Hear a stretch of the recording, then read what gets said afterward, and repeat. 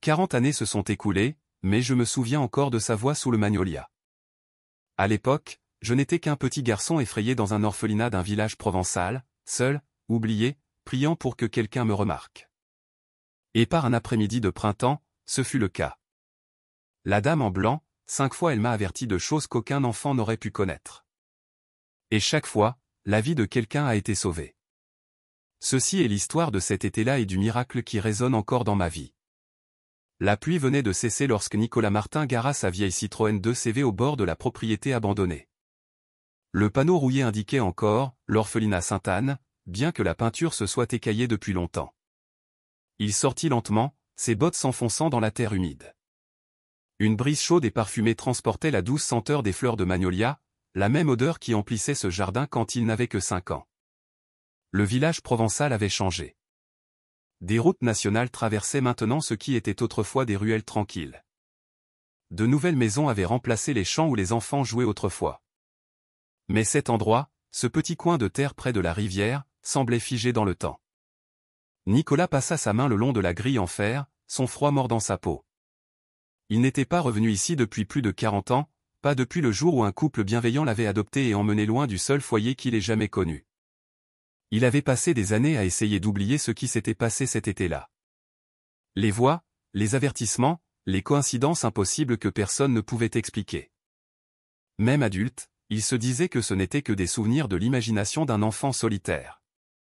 Mais 3 semaines auparavant, il avait reçu une lettre. Elle était courte, écrite d'une main tremblante. « Cher Lucas, je rentre bientôt à la maison. La dame n'est jamais partie. Sœur Monique. » 2 jours plus tard, la nouvelle était tombée que sœur Monique s'était éteinte paisiblement dans son sommeil. Elle avait 91 ans, et à cet instant, Nicolas sentit quelque chose s'agiter en lui, quelque chose qu'il pensait enfoui depuis longtemps. Il savait qu'il devait revenir. Maintenant, debout devant le portail de l'orphelinat, Nicolas murmura « Je suis là, ma sœur. J'ai tenu ma promesse. » Il poussa le portail. Les gonds gémirent comme s'ils se réveillaient d'un profond sommeil. Le sentier devant lui était envahi par les mauvaises herbes. L'allée en pierre, fissurée par le temps, mais à travers les hautes herbes, il pouvait encore voir la vieille statue de la Vierge Marie se dressant au milieu du jardin. La pierre blanche était érodée, striée de mousse, mais son visage était toujours calme, toujours doux. Nicolas sentit sa gorge se serrer. Il retira sa casquette et la pressa contre sa poitrine. L'odeur des fleurs de magnolia devint plus forte à mesure qu'il s'approchait. C'était le même parfum qui avait empli l'air ce premier jour. Le jour où tout avait changé. Il pouvait presque entendre les rires des enfants résonner dans le jardin, le grincement des balançoires, le doux bourdonnement de sœur Monique chantant des cantiques au loin. Et puis, pour un très bref instant, l'air sembla scintiller devant la statue. Ce n'était pas exactement de la lumière, plutôt une chaleur qui effleura son visage, une paix qui l'enveloppa. Nicolas ferma les yeux. « C'est vous, n'est-ce pas ?» murmura-t-il. Après toutes ces années. Un seul pétale de magnolia descendit de l'arbre au-dessus et atterrit sur sa main, d'un blanc pur, doux comme de la soie. Il sourit à travers des larmes qu'il n'avait pas senties se former. Le même sentiment qu'il avait connu enfant revint. Cette certitude tranquille qu'il n'était pas seul. Alors que le soleil du soir perçait les nuages, peignant le jardin d'or, Nicolas murmura « Je me souviens, madame. Je me souviens de tout. » Le chant des cigales s'éleva au loin, et avec lui, les souvenirs commencèrent à se dérouler. L'orphelinat, la voix sous le magnolia, et les miracles qui allaient suivre. C'était en 1984. Le village provençal était encore une bourgade endormie à l'époque, pleine de vieilles maisons en pierre, de platanes et du lent chant des cigales après la pluie. L'orphelinat Sainte-Anne se trouvait au bord de la rivière, un modeste bâtiment de 2 étages dirigé par 3 religieuses qui n'avaient jamais assez d'aide, mais toujours assez de cœur. Lucas y arriva un matin gris, enveloppé dans une couverture qui sentait légèrement le savon de Marseille. Personne ne savait qui l'avait laissé à la grille. Épinglé à ses vêtements, un bout de papier à l'écriture tremblante, il s'appelle Lucas. S'il vous plaît, prenez soin de lui. Il avait 5 ans, petit pour son âge et presque silencieux. Tandis que les autres enfants jouaient aux billes ou au ballon, Lucas restait assis seul sous le magnolia, traçant des formes dans la poussière avec un bâton. Il ne pleurait pas. Il ne riait pas. Il attendait simplement, comme si quelqu'un, quelque part, pouvait encore revenir pour lui. Sœur Monique le remarqua dès le premier jour. Elle avait la cinquantaine à l'époque, avec des cheveux gris argentés toujours rentrés sous son voile, et des mains rêches après des années à frotter les sols. Mais ses yeux portaient la douceur de quelqu'un qui avait vu trop de douleur et refusait de cesser de croire en l'amour. Elle s'asseyait à côté de lui tendant de petits chapelets en bois fabriqués par les enfants plus âgés. « Tu n'as pas à avoir peur ici, Lucas, disait-elle doucement. Quand tu parles à Dieu, il écoute. Et quand tu parles à sa mère, elle souriait, elle écoute encore plus attentivement. » Lucas ne répondait pas, mais il commença à la suivre à la chapelle pendant les prières du soir. Il aimait le bruit des bougies qui vacillaient, la faible odeur de cire et les doux cantiques qui résonnaient sur les vieux bancs en bois. Mais par-dessus tout, il aimait le jardin extérieur, celui derrière la chapelle, où une statue en pierre blanche de la Vierge Marie se tenait parmi les magnolias en fleurs. La statue était ancienne, importée d'Italie des décennies plus tôt. Le temps avait terni sa couleur, mais le visage était toujours serein, les yeux baissés, comme si elle veillait sur les enfants. Pour Lucas, elle ne ressemblait pas à de la pierre froide. Elle semblait vivante, comme quelqu'un qui attendait qu'on lui parle. Parfois, en fin d'après-midi, sœur Monique le trouvait là, murmurant des choses que personne d'autre ne pouvait entendre. Quand elle lui demandait ce qu'il faisait, Lucas disait seulement « Je lui parle ». « À qui, mon chéri ?»« À la dame. » Sœur Monique supposait qu'il parlait de la Vierge Marie et souriait, pensant que c'était la foi innocente d'un enfant. Mais il y avait quelque chose de différent dans le ton de Lucas, quelque chose de plus profond qu'un semblant. Ce n'était pas un jeu. C'était de la vénération. Les autres enfants se moquaient de lui, l'appelant « le silencieux qui parle aux statues ». Mais Lucas s'en fichait, car chaque fois qu'il s'asseyait devant cette statue, il sentait une chaleur se répandre dans sa poitrine. Une paix qui faisait disparaître la solitude, ne serait-ce que pour un instant. Un soir, alors que le soleil se fondait à l'horizon, sœur Monique le trouva endormi au pied de la statue, serrant une fleur de magnolia fanée dans sa petite main. Elle le souleva doucement et murmura une prière, « Sainte Mère, veillez sur cet enfant. Il n'a personne d'autre que vous. » Lucas s'agita, à moitié endormi, et murmura des mots qu'elle ne put distinguer. On aurait dit « merci ». Cette nuit-là, après l'avoir mis au lit, sœur Monique se tint près de la fenêtre, regardant le jardin. Le clair de lune baignait la statue d'une lumière argentée, et pendant une seconde fugace, elle crut voir la silhouette blanche luire doucement, juste assez pour faire scintiller les pétales. Elle cligna des yeux et la lueur avait disparu. Mais elle ne pouvait se défaire du sentiment que quelque chose de sacré venait de commencer. Le jardin derrière Sainte-Anne n'était pas grand, mais pour un petit garçon, il semblait infini. Des magnolias bordaient le vieux chemin de briques, leurs racines épaisses s'enroulant dans le sol comme les veines du temps. Chaque printemps, les fleurs blanches tombaient comme de la neige, recouvrant le sol de pétales si parfumés que l'air lui-même semblait prier. Au centre même de ce jardin se tenait la statue de la Vierge Marie. Elle n'était ni grandiose ni polie, juste une silhouette de pierre blanche d'un mètre de haut reposant dans une niche usée de vieux calcaire. Ses mains étaient ouvertes, offrant, accueillant, et sa tête légèrement inclinée comme si elle écoutait chaque cri, chaque secret que les enfants murmuraient au vent. Sœur Monique disait que la statue avait été apportée d'Italie par un missionnaire en 1912. Personne ne se souvenait plus de son nom, seulement qu'il était mort en mer en apportant l'image ici. Les religieuses croyaient que la statue était bénie, peut-être même miraculeuse. Pour Lucas, elle semblait simplement vivante. Il venait là chaque après-midi, traçant les 12 fissures sur la robe de pierre, observant comment la lumière changeait son expression. Quand le soleil du matin frappait son visage, elle paraissait presque humaine. Dans les ombres du soir, elle semblait briller de l'intérieur. Lucas s'asseyait en tailleur devant elle, les petites mains jointes, murmurant des histoires sur sa journée, sur la pluie, sur la nourriture, sur la solitude qu'il ne savait pas nommer. Et parfois, il semblait que l'air répondait. Une petite brise s'élevait même lorsque les arbres étaient immobiles. Un pétale tombait parfaitement sur ses genoux. Le silence autour de lui devenait profond, non pas vide, mais plein, comme une présence respirant à ses côtés. Une fois, sœur Monique observa depuis la fenêtre de la chapelle Lucas tendre la main et toucher doucement la main de la statue. Il resta là longtemps, les yeux mi-clos, le visage serein d'une manière qui lui serra le cœur.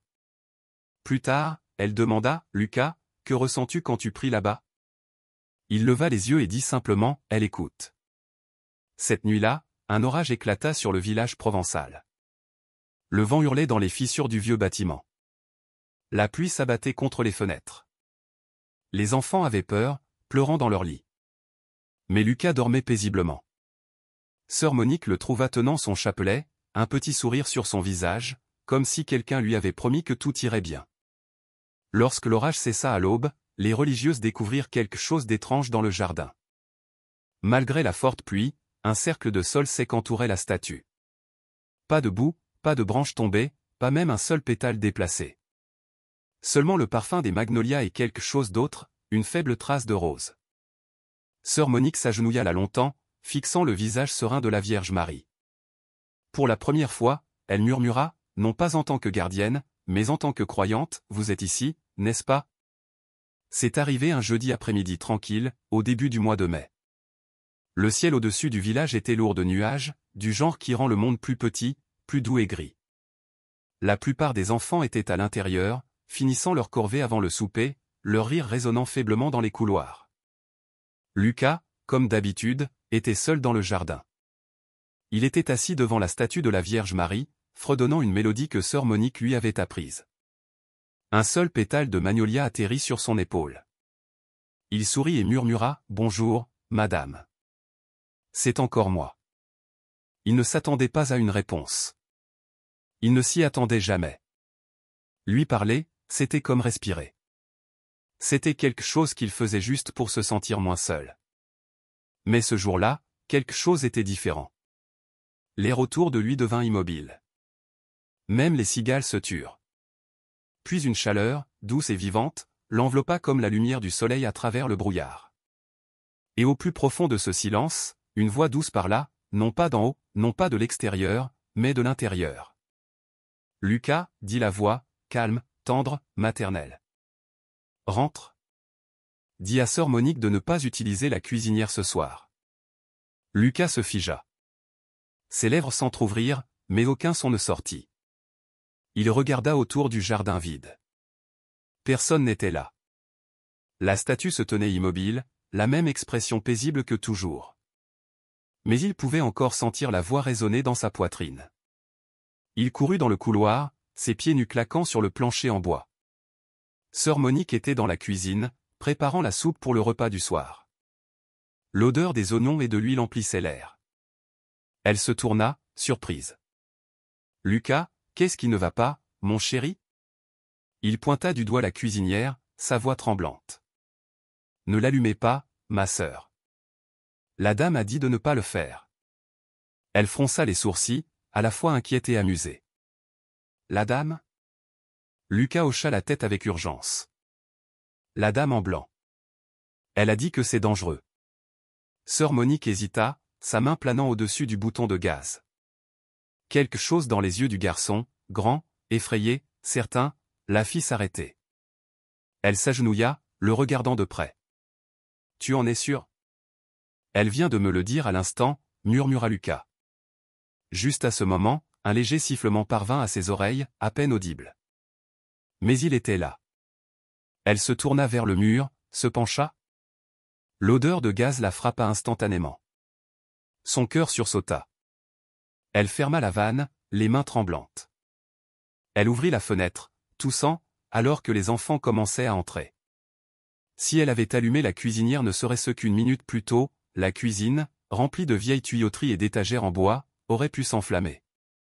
Ce soir-là, après que tout le monde eut mangé des baguettes froides avec du fromage et que les enfants furent endormis, sœur Monique s'assit seule à la lueur d'une bougie, regardant le petit garçon de l'autre côté du couloir.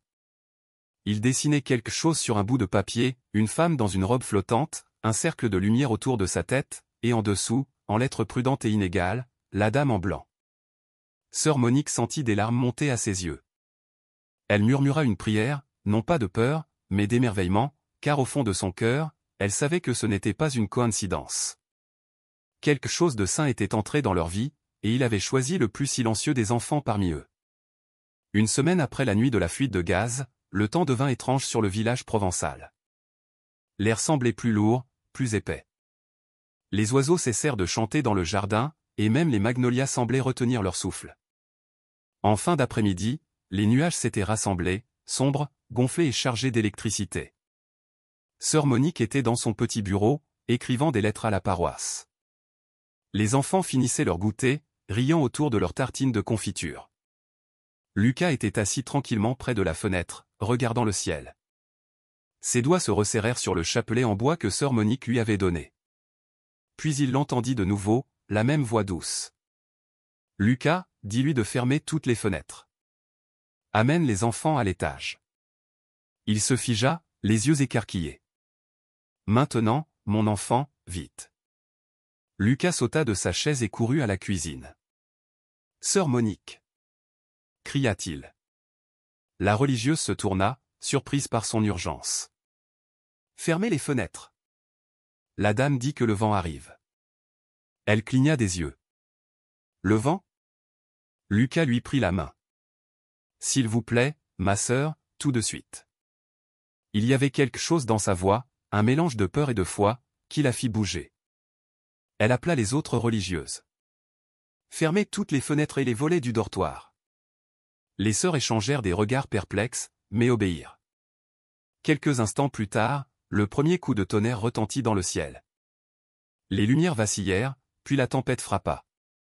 La pluie s'abattit contre les vieux murs de briques comme des poings. Le vent hurla dans les fissures, arrachant les branches des magnolias. Le courant fut coupé.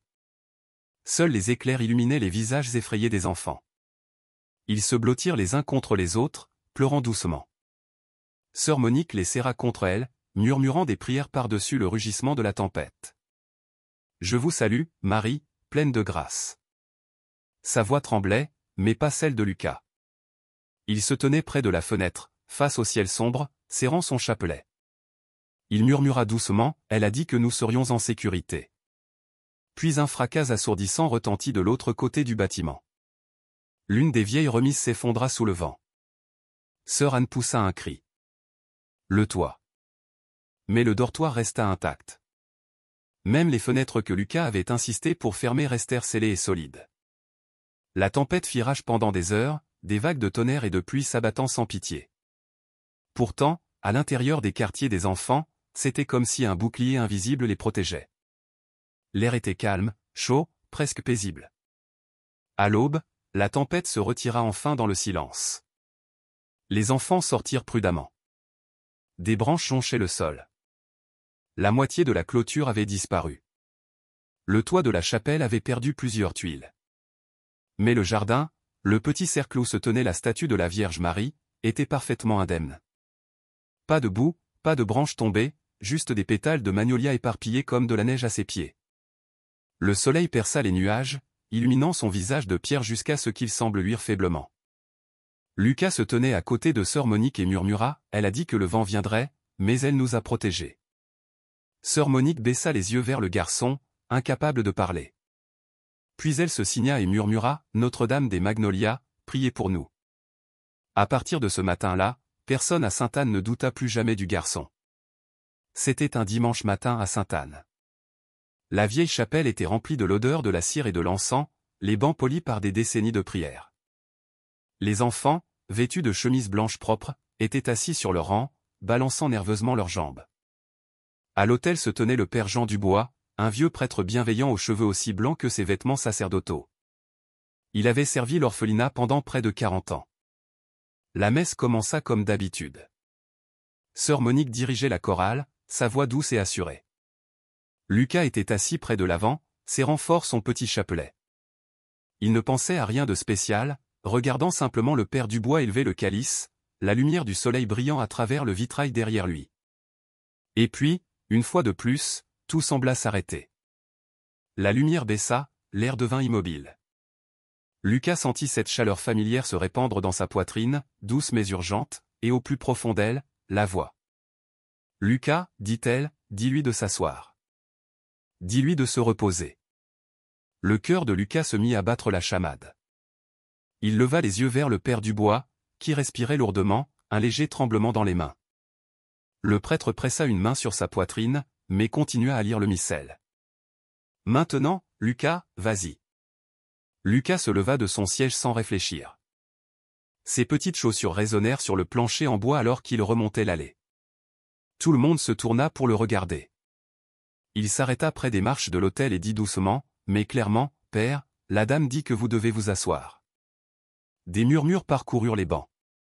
Le père Dubois cligna des yeux, surpris. « Que as-tu dit, mon garçon ?» Lucas fit un autre pas en avant. « S'il vous plaît, père.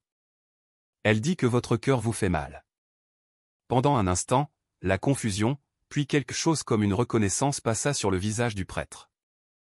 Il posa le calice, ses lèvres tremblantes.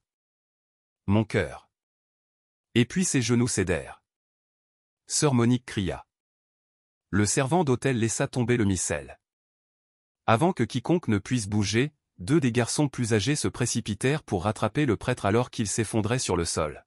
« Appelez l'hôpital !» cria sœur Anne, cherchant le téléphone. Lucas se tenait figé, des larmes remplissant ses yeux. Le visage du père Dubois était devenu pâle, sa respiration superficielle. Mais à travers le chaos, Lucas murmura, « Elle a dit que vous ne le laisseriez pas mourir. » Il s'agenouilla à côté du prêtre et joignit ses petites mains en prière. « Je vous salue, Marie, pleine de grâce. » En quelques minutes, l'ambulance arriva. Les ambulanciers dirent qu'il avait eu une crise cardiaque, une qui aurait pu être fatale si l'aide n'était pas arrivée à temps. Ils l'emportèrent, toujours en vie, murmurant une faible bénédiction sur la tête du garçon. Ce soir-là, lorsque sœur Monique mit Lucas au lit, elle demanda doucement, « Lucas, comment savais-tu » Il la regarda, les yeux mi-clos, et dit simplement, « La dame m'a dit qu'il était fatigué, et que le ciel avait encore besoin de lui sur terre. » Le père Jean Dubois se rétablit lentement au cours des mois suivants, et chaque fois qu'il voyait Lucas dans le jardin, il souriait et levait la main en signe de bénédiction. « Merci, mon fils, disait-il, d'avoir écouté sa voix quand je ne le pouvais pas. » À partir de ce jour, même les plus sceptiques des sœurs commencèrent à croire que la dame en blanc avait choisi ce garçon silencieux pour quelque chose de plus grand. L'été arriva tôt cette année-là dans le village provençal. Les magnolias fleurirent si abondamment que l'air semblait doux et lourd de parfum. Les enfants étaient agités, courant pieds nus dans la cour, riant, chassant les libellules. Sœur Monique observait depuis le porche, reconnaissante pour un moment de paix. Puis, en un instant, la paix fut brisée. « Où est Léo » cria l'un des garçons plus âgés. Les rires cessèrent. Tout le monde regarda autour. Le petit garçon blond qui jouait près de la clôture avait disparu.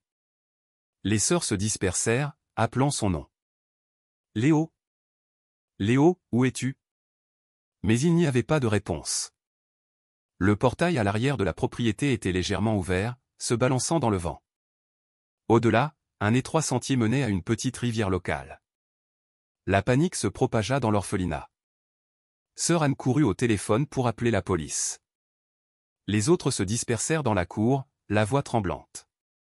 Le soleil descendait déjà bas, transformant la rivière en une bande d'or et d'ombre.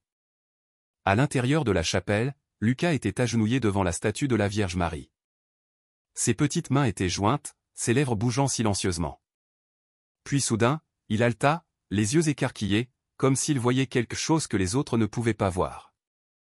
Il se leva et courut dehors pieds nus, criant, « Il est près de l'eau. » La dame dit qu'il est près de l'eau. Les religieuses se figèrent. « Lucas, de quoi parles-tu » demanda sœur Monique, à bout de souffle. « La rivière » cria Lucas, montrant du doigt le portail arrière. Elle a dit, « Dépêchez-vous. » Il n'y avait pas de temps pour le questionner. Sœur Monique et deux des garçons plus âgés suivirent Lucas sur l'étroit sentier de terre. L'air était épais de l'odeur de la boue et du sel. La rivière scintillait entre les arbres, le courant plus rapide que d'habitude à cause de la marée de l'après-midi. « Léo » appela sœur Monique, la voix brisée. Pas de réponse, seulement le bruissement des roseaux. Puis un faible son, un sanglot. Lucas s'élança, se frayant un chemin à travers les hautes herbes. Et là, à moitié caché près de la rive, se trouvait une petite main agrippée aux racines d'un arbre. « Léo » Le garçon était trempé, tremblant, ses petits doigts blancs à force de se tenir. Le sol autour de lui était meuble, l'eau clapotant à quelques centimètres de ses chaussures. Une glissade de plus et il aurait été emporté. Sœur Monique s'agenouilla et le prit dans ses bras en pleurant. Lucas se tenait à côté d'elle, haletant, des larmes striant son visage. « Elle me l'a dit, ma sœur. Elle m'a montré où il était. » ce soir-là, quand tout le monde s'était calmé, les sœurs se rassemblèrent dans la chapelle. Elles allumèrent des bougies et prièrent en silence. Personne n'osa parler de coïncidence. Même les sceptiques parmi elles, celles qui avaient murmuré que les visions de Lucas étaient des jeux d'enfants, se signaient maintenant avec des mains tremblantes. Avant de se coucher, sœur Monique s'arrêta dans le jardin. La statue de la Vierge Marie brillait faiblement sous le clair de lune. Elle s'agenouilla sur l'herbe humide et murmura « Merci, ma mère. Vous l'avez encore sauvée. » Une brise passa dans les branches de magnolia. Pendant un bref instant, elle sentit une odeur de rose, et elle sut que la dame en blanc veillait toujours sur chaque enfant qui dormait sous ce toit. C'est arrivé vers minuit. Les enfants dormaient. L'orphelinat était enveloppé dans ce genre de silence profond que seuls les vieux bâtiments connaissent. Le craquement silencieux du bois, le tic-tac d'une vieille horloge, le chant lointain des grillons près de la rivière. Sœur Monique était assise près de la fenêtre, raccommodant des vêtements à la lueur d'une bougie. Lucas avait été agité toute la soirée. Il lui avait dit qu'il ne pouvait pas dormir. Il avait dit que la dame n'avait pas parlé depuis des jours, et cela le rendait triste. Peut-être qu'elle se repose, avait dit doucement sœur Monique en souriant. Même les saints ont besoin de nuits tranquilles. Lucas avait hoché la tête, mais quelque chose dans ses yeux restait troublé. Il jetait sans cesse des coups d'œil à la fenêtre, comme s'il attendait quelque chose. La bougie vacilla. Un coup de vent soudain s'infiltra par les fissures, bien que la nuit fût calme. Lucas se tourna vers le jardin. Les branches de magnolia se balançaient, mais il n'y avait pas de brise. Puis il l'entendit de nouveau. La voix, calme, claire, pleine d'urgence. « Lucas, réveille-la. Dis-lui de regarder de l'autre côté de la route. Il y a le feu dans la vieille maison. » Il se figea, son cœur battant fort dans ses oreilles. « Maintenant, mon enfant, vas-y. » Lucas sursauta, secouant l'épaule de sœur Monique. « Ma sœur, la dame dit qu'il y a le feu. » Elle cligna des yeux, à moitié endormie. « Le feu ? Où ? » ?»« La vieille maison d'en face. Nous devons y aller maintenant. » Sœur Monique n'hésita qu'un instant. Elle avait appris à ne plus douter de ce ton dans la voix de Lucas. Elle enfila son châle, attrapa la lanterne et courut dehors avec lui. La nuit était épaisse et sombre. La vieille maison de l'autre côté de la route étroite se dressait en silence, les fenêtres noires. Mais alors une faible lueur orange vacilla dans l'une des pièces de l'étage. En quelques secondes, de la fumée commença à s'échapper du toit. « Mon Dieu !» haleta sœur Monique. Elle courut à la porte d'entrée et frappa fort. « Madame le roi, êtes-vous à l'intérieur ?» Pas de réponse. Lucas tira sur sa manche. « Elle est à l'étage. » La dame a dit qu'elle est à l'étage. La vieille femme qui vivait là, Madame Marie le roi, était alitée depuis des mois. Sans réfléchir, sœur Monique se précipita à l'intérieur, la fumée lui piquant déjà les yeux. Lucas la suivit en toussant. L'air brûlait. Les flammes crépitaient au-dessus de leur tête. À travers la brume, ils la trouvèrent, affalée à côté du lit, cherchant de l'air. Ensemble, ils la traînèrent vers la porte juste au moment où une partie du plafond s'effondrait. Ils trébuchèrent dans la cour, s'étouffant alors que le feu rugissait derrière eux. Les voisins se réveillaient maintenant, courant avec des seaux d'eau, criant, mais la maison était perdue, engloutie par les flammes. Madame le roi survécut avec seulement des brûlures mineures. Lorsque les pompiers arrivèrent, ils dirent que la cause était un câblage défectueux près du grenier. Le genre d'étincelle qui aurait pu passer inaperçu jusqu'à ce qu'il soit trop tard. Mais ce qui les frappa le plus, c'est le timing. 15 minutes de plus, dit l'un d'eux, et personne ne s'en serait sorti. Sœur Monique regarda Lucas, son petit visage strié de suie et de larmes. « Elle me l'a dit, » murmura-t-il. « Elle a dit que vous la sauveriez. » À l'aube, le feu était éteint. Les magnolias se dressaient intactes, et dans le jardin de Sainte-Anne, la statue de la Vierge Marie brillait faiblement dans la douce lumière du matin, comme si elle souriait. Ce jour-là, même les sceptiques cessèrent de demander « Comment ?» Ils ne murmurèrent que « Pourquoi eux ?» Et la réponse était toujours la même, parce que le ciel avait choisi un enfant pour rappeler au monde que les miracles existent encore. Les jours qui suivirent l'incendie furent étrangement calmes, comme si l'air lui-même reprenait son souffle. Les enfants étaient retournés à leurs jeux, les sœurs à leurs prières. Pourtant, une révérence silencieuse planait sur l'orphelinat. Le sentiment que le ciel avait touché la terre, puis s'était retiré. Lucas aussi était différent. Il riait davantage maintenant, jouait un peu avec les autres, se joignait même aux cantiques à la chapelle. Mais chaque soir, il se rendait encore dans le jardin, s'asseyait devant la statue de la Vierge Marie et attendait. Pendant des jours, il n'y eut rien. Pas de voix, pas de chaleur, pas de murmure porté par le vent. Seulement le silence. Et pour la première fois, Lucas ressentit le chagrin de manquer quelqu'un qu'il ne pouvait expliquer. Un matin, alors que l'aube se levait sur la rivière, il sortit doucement de son lit et se rendit au jardin. L'air était doux et frais, les pétales de magnolia encore humides de la rosée de la nuit. La statue se tenait comme elle l'avait toujours fait, paisible, immuable. Lucas s'agenouilla et joignit les mains. « Madame, murmura-t-il, êtes-vous toujours là ?» Une longue pause, puis la chaleur revint, douce, familière, comme le soleil perçant les nuages. Lucas haleta doucement alors que le monde autour de lui semblait s'effacer dans l'immobilité. Et puis il l'entendit. « Je suis là, Lucas. » La voix était calme, aimante, mais teintée de quelque chose qu'il n'avait jamais entendu auparavant, de la tristesse. Il leva les yeux et, pendant un très bref instant, l'air scintilla autour de la statue. La pierre sembla briller de l'intérieur. La robe bougeait doucement, comme agitée par un vent invisible. « Tu as fait ce que j'ai demandé, dit-elle. Tu as écouté. Tu as fait confiance. Tu as aidé ceux qui étaient dans le besoin. » Les yeux de Lucas se remplirent de larmes. « Allez-vous me quitter maintenant ?» Il y eut une pause, longue, tendre. « Je ne te quitterai jamais. Je vis dans chaque prière que tu dis, chaque gentillesse que tu montres. » Mais maintenant, sa voix s'adoucit comme le vent bruissant dans les feuilles de magnolia, maintenant, sois juste un enfant. Lucas baissa la tête, pleurant silencieusement. « Je ne veux pas que vous partiez. Tu me reverras dans l'amour, dans la paix, dans chaque cœur qui croit. » Le jardin brilla un dernier instant, d'une lumière si douce qu'elle ne faisait pas mal aux yeux, comme la couleur de la miséricorde elle-même. Puis la lumière s'estompa. Seul le soleil du matin restait, filtrant à travers les arbres. Lucas resta assis là un long moment. L'herbe était fraîche sous ses genoux. Quand il se leva enfin, l'odeur de rose persistait dans l'air, douce et impossible, se mêlant au parfum du magnolia. Il retourna lentement au dortoir, ses petits pieds laissant des empreintes sur le sentier couvert de rosée. Sœur Monique le rencontra à la porte.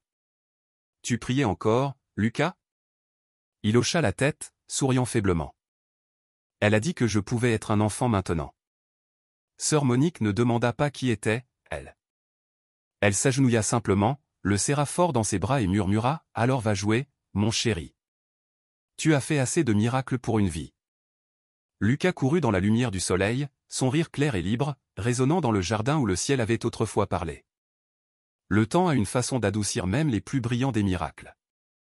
Les saisons passèrent, les magnolias refleurirent, puis perdirent leurs fleurs à la brise de la rivière. Lucas grandit, devint plus fort, sa voix changea, son monde s'élargit. Le garçon qui parlait autrefois avec le ciel commença à parler d'autre chose, de football, d'aventure, de la vie dont il rêvait au-delà des murs de l'orphelinat. Il ne courait plus au jardin chaque soir. Parfois, il s'arrêtait près de la statue, passait ses doigts le long de la pierre fraîche et murmurait un « merci » silencieux. Mais il n'attendait plus de voix pour lui répondre. Un an plus tard, un couple d'une région éloignée de France vint visiter Sainte-Anne, monsieur et madame Stéphane Bernard. Ils ne pouvaient pas avoir d'enfants, mais ils avaient assez d'amour à donner. Sœur Monique les regarda rencontrer Lucas pour la première fois, et quelque chose dans son cœur sut simplement. Quand madame Bernard s'agenouilla pour lui serrer la main, Lucas sourit timidement, et pour la première fois depuis son arrivée à l'orphelinat, il appela quelqu'un « maman ». L'adoption se fit rapidement après cela. Le dernier jour à Sainte-Anne, les sœurs se rassemblèrent à la chapelle pour prier pour lui. Le père Jean Dubois, maintenant en bonne santé, posa sa main tremblante sur la tête de Lucas. « Va avec la grâce de Dieu, mon fils, dit-il, et n'oublie jamais la dame qui veille sur toi. » Lucas hocha la tête, bien qu'une partie de lui sût déjà comment les souvenirs s'estompent. Il serra sœur Monique dans ses bras, s'agrippant à son habit comme il le faisait quand il était petit. Elle murmura, « Elle t'accompagnera, Lucas, où que tu sois. » Alors que la voiture s'éloignait, il regarda par la fenêtre. À travers le flou des larmes, il vit le jardin pour la dernière fois, la statue de la Vierge Marie brillant doucement dans le soleil du matin. Une brise passa dans les magnolias, dispersant des pétales blancs sur le sentier. Pendant une seconde, il crut la revoir, la dame en blanc, debout dans la lumière, souriante. Puis la route tourna, et elle disparut. Les années devinrent des décennies. Lucas devint Nicolas. Il grandit, alla à l'université, construisit une carrière, se maria, devint père. Il vécut une vie bonne et bien remplie, le genre de vie où la foi passe tranquillement à l'arrière-plan tandis que le travail et les soucis remplissent l'espace. Il allait à l'église le dimanche, mais l'été miraculeux de son enfance semblait être un rêve d'une autre vie. Parfois, quand le vent portait l'odeur de magnolia, il s'arrêtait un instant et ressentait cette même chaleur sur sa poitrine, un doux rappel de quelque chose d'inexplicable. Mais il secouait la tête, souriait pour lui-même et murmurait, « Ce n'est peut-être qu'un souvenir ». Il ne réalisait pas que le ciel n'oublie jamais ceux qui l'a touché, même quand eux l'oublient. La route menant à Sainte-Anne était presque méconnaissable. Ce qui avait été autrefois des champs ouverts et des chemins de terre était maintenant bordé de maisons de banlieue et de magasins. Mais Nicolas connaissait le chemin, ses mains agrippant le volant comme si la mémoire musculaire le guidait plus que la vue. Il se gara près du portail rouillé, celui qui avait été autrefois d'un blanc éclatant. Le panneau était toujours là, délavé et tordu. L'orphelinat Sainte-Anne. Le bâtiment derrière se dressait en silence, les fenêtres barricadées, le toit à moitié effondré. Le temps avait presque tout emporté, sauf le sentiment. Au moment où Nicolas sortit de sa voiture, il le sentit. Les fleurs de magnolia, faibles mais indubitables, le même parfum qui avait enveloppé son enfance comme une berceuse. Il ferma les yeux, et pendant une seconde, il eut à nouveau 5 ans, pieds nus, petit, debout dans le jardin, les mains jointes en prière. Il marcha lentement à travers les hautes herbes. Le chemin de gravier était fissuré et inégal, mais il pouvait encore voir où il menait autrefois, droit au cœur du jardin. Et là, sous les branches envahissantes, se tenait la statue de la Vierge Marie. La pierre blanche était striée de mousse, sa robe ébréchée et usée. Mais son expression, sereine, bienveillante, éternelle, n'avait pas changé.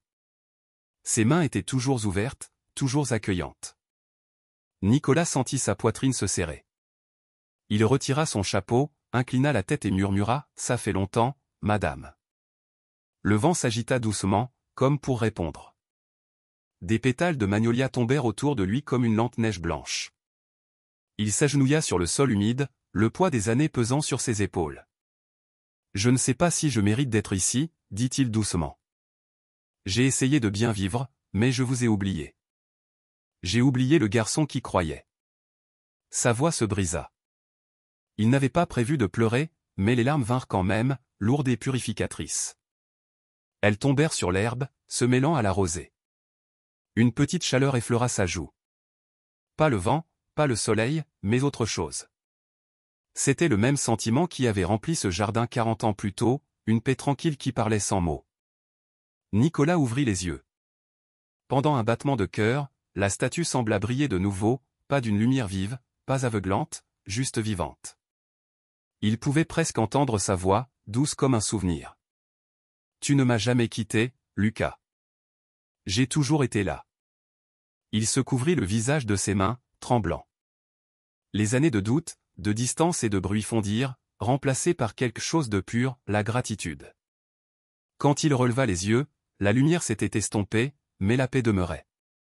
Un seul pétale de magnolia atterrit sur sa manche. Il sourit à travers ses larmes. « Merci, dame en blanc. » Alors qu'il se levait pour partir, le soleil perça les nuages. Il illumina la statue, et pendant un instant, l'ombre de la Vierge s'étira longuement à travers le jardin, l'atteignant comme une bénédiction. Nicolas posa sa main sur son cœur, murmura une prière et retourna vers le portail, l'odeur des magnolias le suivant, comme une promesse que le ciel n'était jamais loin. Nicolas quitta le village 2 jours plus tard. Il n'avait dit à personne où il était allé ni pourquoi, pas même à sa femme. Il avait seulement dit qu'il devait rendre visite à un souvenir. Et bien qu'il ne l'ait pas revu, il ramena chez lui quelque chose qu'il ne pouvait expliquer. Une paix tranquille, comme le doux murmure d'une prière résonnant encore dans l'air. Quand il arriva chez lui, il déposa un petit bouquet de magnolias et de roses sur la table de sa cuisine. Sa fille demanda, « Où as-tu eu ça, papa ?» Il sourit. D'un jardin qui se souvient encore des miracles. Cette nuit-là, il dormit profondément pour la première fois depuis des années. Et loin de là, dans le village provençal, une autre histoire commençait à se dérouler. Le dimanche matin suivant, une forte pluie s'abattit sur la côte. Le tonnerre gronda au-dessus des toits. La foudre zébra le ciel au-dessus de la rivière. À midi, la nouvelle se répandit dans le quartier. Le vieil orphelinat Sainte-Anne avait pris feu. Un coup de foudre, disait-il, à travers le toit abandonné de la chapelle. Les camions de pompiers arrivèrent en quelques minutes, mais avant même qu'ils ne puissent dérouler les tuyaux, quelque chose d'inattendu se produisit. La pluie, qui tombait régulièrement, devint soudainement torrentielle, comme un rideau d'eau descendant des cieux. Les voisins dirent plus tard que cela semblait surnaturel, la façon dont l'orage s'était concentré uniquement sur cette propriété.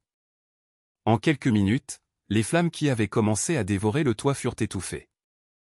Quand la fumée se dissipa, les pompiers trouvèrent la chapelle en grande partie intacte.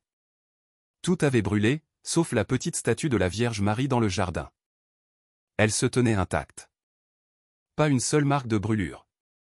Et à sa base, là où le sol aurait dû être noir de cendre, des pétales de magnolia blanc étaient éparpillés, frais, non brûlés et brillants, comme s'ils avaient été placés par des mains invisibles. L'histoire parut dans le journal local le lendemain. Un titre en petites lettres disait « Un orage sauve un orphelinat du feu ». La statue de la Vierge reste intacte. Nicolas vit l'article en se versant son café du matin. Il se figea. La photo montrait la statue telle qu'il l'avait vue, les mains ouvertes, les yeux sereins, entourés de pétales. Il posa sa tasse et la fixa longuement, des larmes montant au coin de ses yeux. Il murmura, presque incrédule, « Vous n'êtes jamais parti. » Plus tard dans l'après-midi, il se rendit à l'église avec sa famille. Pendant la messe, alors que la chorale chantait un Ave Maria, Nicolas ferma les yeux, et pendant une seconde fugace, il ressentit la même chaleur qu'il avait connue enfant, une présence à ses côtés, douce et pleine d'amour. Dans son cœur, il entendit le plus faible des murmures, « Je tiens mes promesses. » Quand le cantique se termina, Nicolas regarda vers la statue de la Vierge Marie près de l'autel. Un rayon de soleil perça le vitrail et tomba sur son visage, doux, doré, vivant. Il sourit à travers des larmes silencieuses. La dame en blanc était toujours là. Elle l'avait toujours été. Et pour ceux qui croient, elle le sera toujours. Si cette histoire a touché votre cœur, écrivez « Dame en blanc » dans les commentaires ci-dessous. Faites savoir au monde que vous croyez que les miracles se produisent encore, même dans les coins les plus silencieux de nos vies. Aimez cette vidéo. Partagez-la avec quelqu'un qui a besoin de retrouver l'espoir. Et abonnez-vous à Touché par la grâce pour plus d'histoires vraies de foi et de miséricorde dans notre monde moderne. Car partout où il y a prière, amour et pardon, Notre-Dame marche encore parmi nous.